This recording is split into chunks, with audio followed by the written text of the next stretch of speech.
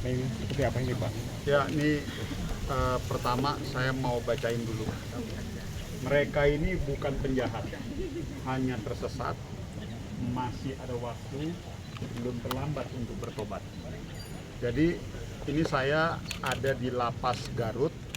Ini beliau Kalapasnya dengan Bu Wakil Bupati, dan ini pengusaha kelapanya ini, penampung sabut kelapa dan teman-teman dewan dan ada BJB. Jadi gini, ini sebuah contoh positif yang saya pikir perlu ditiru dan didorong lagi, justru perluasan akses pasarnya. Pertama, Lapas Garut ini menjadi salah satu sentra pusat ekosistem kelapa. Jadi mereka, para warga-warga binaan, mereka dapat pekerjaan, mereka bikin ngerajut kelapa, dan mereka dapat suplai dari beberapa petani-petani kelapa dari beberapa daerah di seputaran Garut, diproses di daerah mana Mas? Di Copong ya.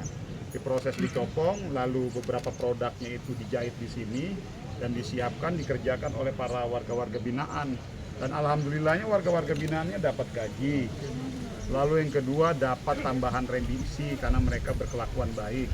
Dan yang dahsyatnya, sekarang ini setiap bulan dari Lapas Garut ini 2 kali ekspor ke luar negeri, khususnya di daerah Spanyol.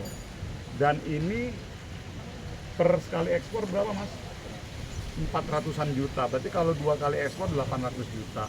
Dan ekosistemnya bergerak, dan saya pikir ini bisa dijadikan contoh, dan bahkan orderan dari beberapa lapas lain juga untuk memberdayakan warga binaannya juga dari seputaran Garut juga sudah mulai bertambah. Jadi sekarang tinggal peran pemerintah membantu dalam 2 hal. Yang pertama adalah membuka lagi akses marketnya di luar negeri.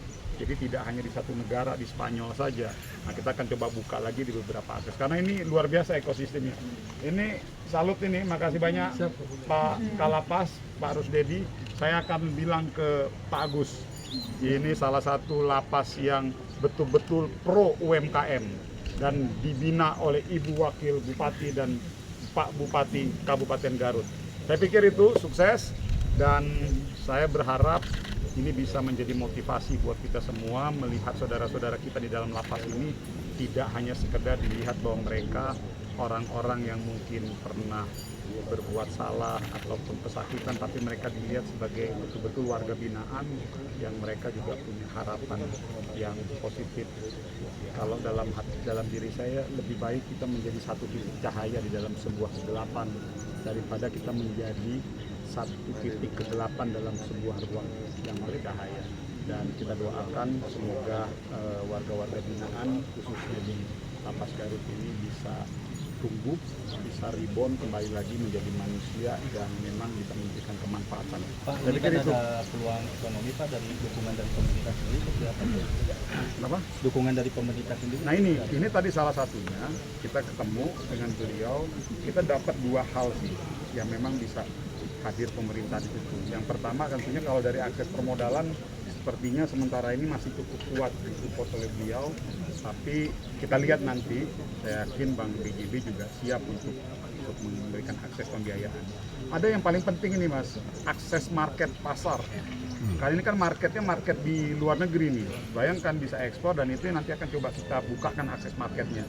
Kita habis ini akan segera koordinasi dengan Kementerian Perdagangan dan juga di Kedeputian Perluasan Akses Pasar kita untuk membuka akses pasar ke luar negeri, biar semakin orderannya semakin banyak dan bertambah. Itu ya, sip, sukses.